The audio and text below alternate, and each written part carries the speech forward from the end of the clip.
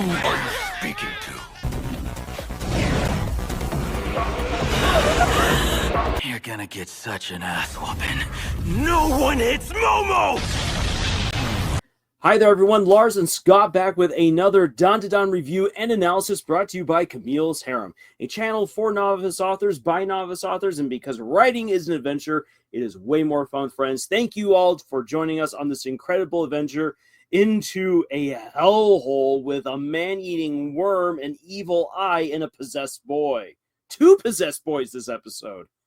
Woo! Oh, man, it is.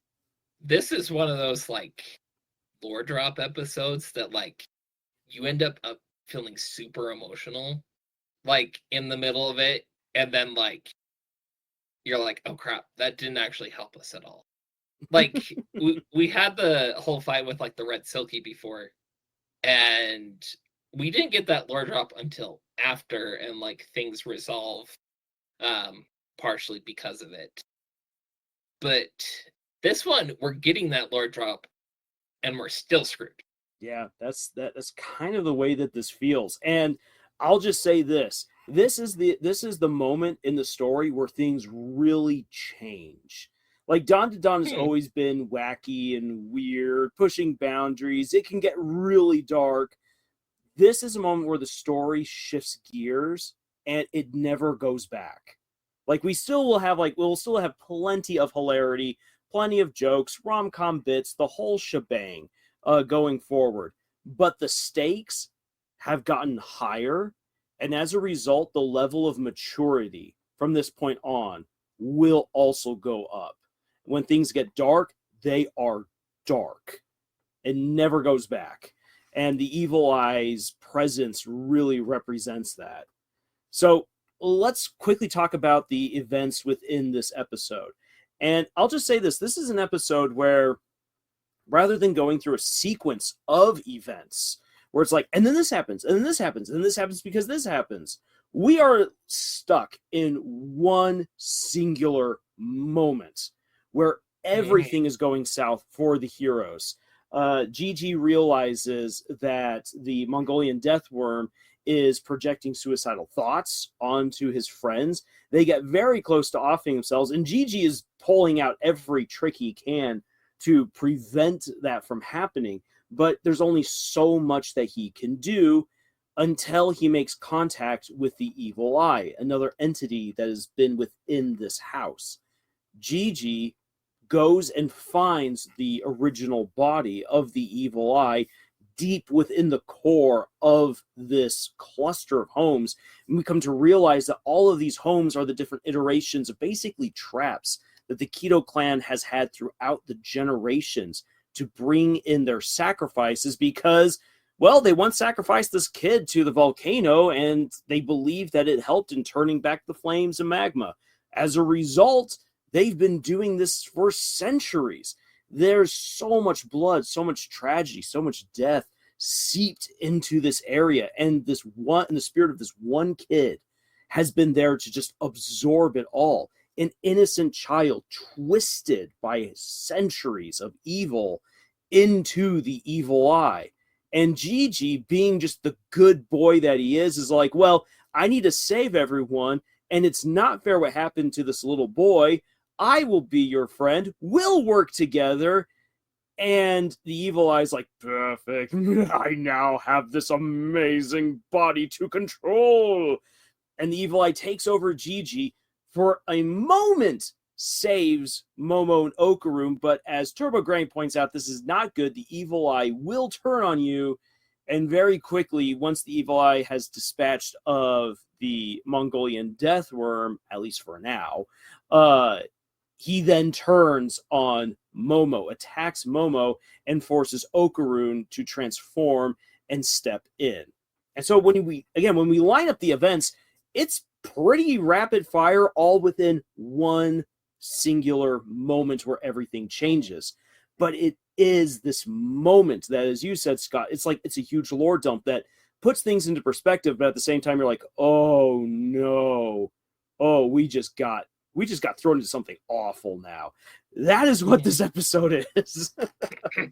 I love how, and it's something I feel like shonen, well, anime in general, but like shonen anime specifically does a lot of, is like, if you're gonna have a sympathetic villain, like they're very good at making you see their point of view. And this one specifically, we really are getting their point of view. In fact, the only villain so far we really haven't gotten a full point of view, like history lore dump, is actually Turbo Granny, Mhm. surprisingly. Which, like, because Turbo Granny's so attached to everything that's going on, I imagine it's only a matter of time on that one.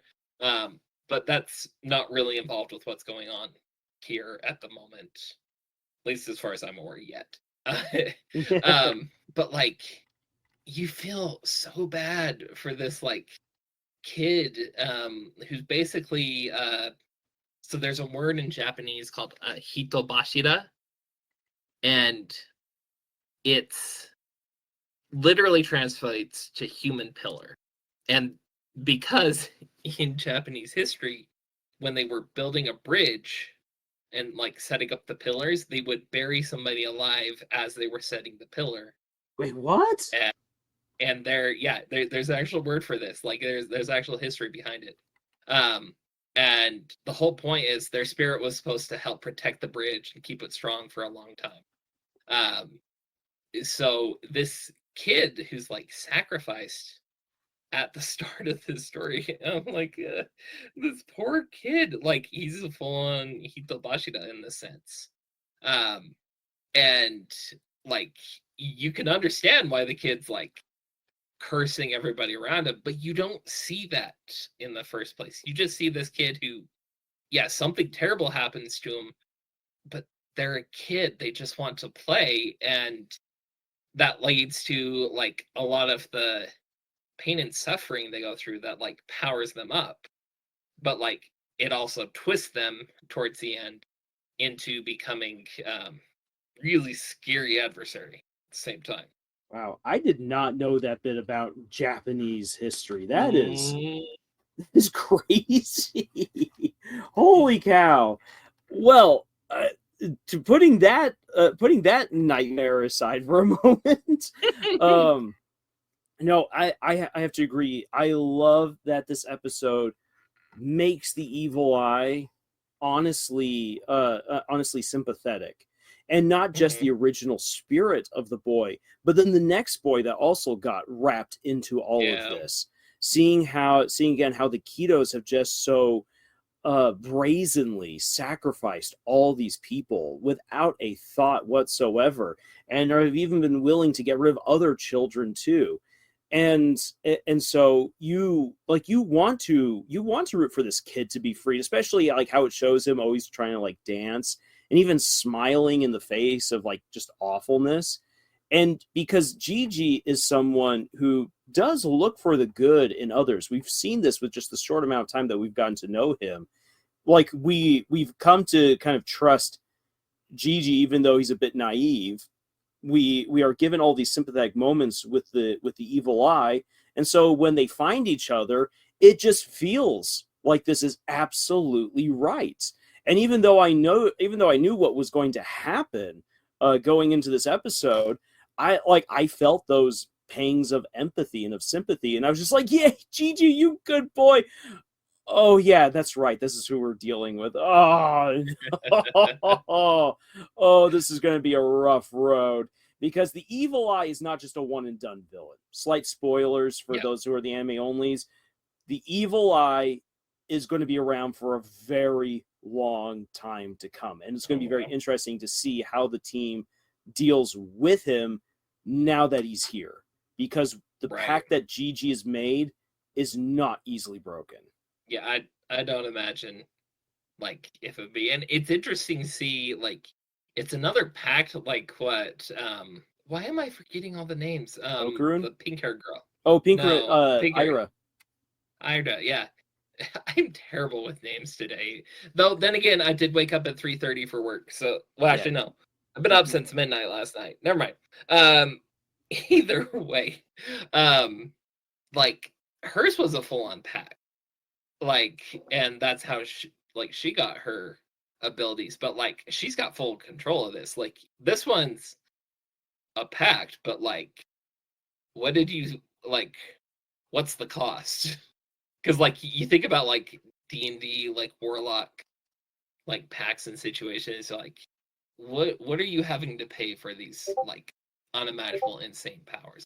I love the Evil Eye's power set once he takes over Gigi though, because it like ties in Gigi's character in such a fun way. I mean, I know he's the bad guy, but like the whole like super soccer aesthetic of it is just super cool. Oh yeah, getting the soccer power and also the other powers, the ability to suppress others' abilities, like what Momo can do, the barriers that that the Evil Eye can throw up, are all really good, and they are going to be used against Okaroon in the upcoming episode. And we were talking about earlier, like how with the soccer ball, that shows that there's a fair amount of Gigi still in there.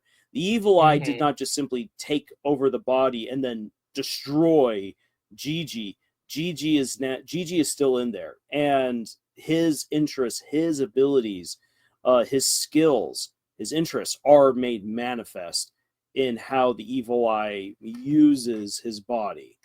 And so when you're paying attention to that, it should give you hope that Gigi's still in there. It's just a matter now of reaching to him. And as we got in season 1, under the right circumstances, Momo can suppress others' abilities and allow for their true selves to take over, to take the lead.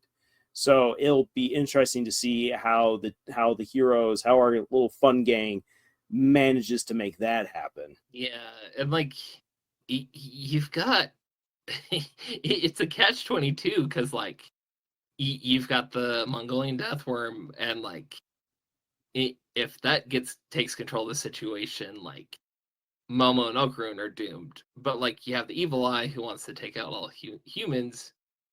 Momo and Okaroon are doomed. Like, what do they do in this situation? I mean, and I know it's all set up for like an epic fight, and like they always have up to this point. It's like it's a team effort to figure out how to not just like beat the bad guy, but like more importantly, survive the situation they found themselves in. But like, I also have confidence in them. Mostly because of Granny Seiko, like she's like, you're gonna be the ones to do it. You guys can do this, and it's like, okay, like this is interesting. Thanks for believing in us, Granny. Also, yeah, I also really like how like Turbo Granny's also pointing out is like, yeah, Gigi's like a spiritual giant in like the sense of this show. You get the idea. Like he's a genius when it comes to like all of this occult stuff that's going on, and like just isn't aware of it, just hasn't figured out how to handle themselves. It's like, okay, if he's such a genius, I imagine that's going to come in later because it's his power that's being used by the Evil Eye in this sense. It's like, okay, that's gonna like Gigi's gonna come through somehow. How that happens, I don't know yet. Yeah, but I'm interested to see what happens from here. Yeah, Gigi with his intuitive ability to just to navigate things, even if he doesn't fully understand them in a bookish way, like Okaroon does, which makes them a very interesting match off, where Okaroon is very bookish and has incredible powers, but lacks the intuition to how to use them to their fullest. And Gigi with the Evil Eye, who lacks the bookish, broader information that Okaroon has at his fingertips, but just has that command of skill and of power. Yeah. Was it like? Was it like when these two go up together? And let me just say this: is that is kind of what makes the difference between these two going in a head-to-head fight. Well, and it's something we'd kind of been hinted at, like, from the moment we met Gigi. Because, like, Momo's also a little bit more like Gigi in that sense. We can definitely see romance between her and Okarun, like, coming through, and which is great. I love the romance that's building up between them. But, like, Okarun was getting super jealous of Gigi since the character was introduced. And it's because Momo and Gigi, like, they click in, like, a very interesting way as friends, that like, Momo's got a lot of that, like, street smart genius as well. And that's part of the reason, like, her and Okarun working together match so well, because they're able to balance each other out. Gigi and Momo, on the other hand, like, they're two peas in the pod.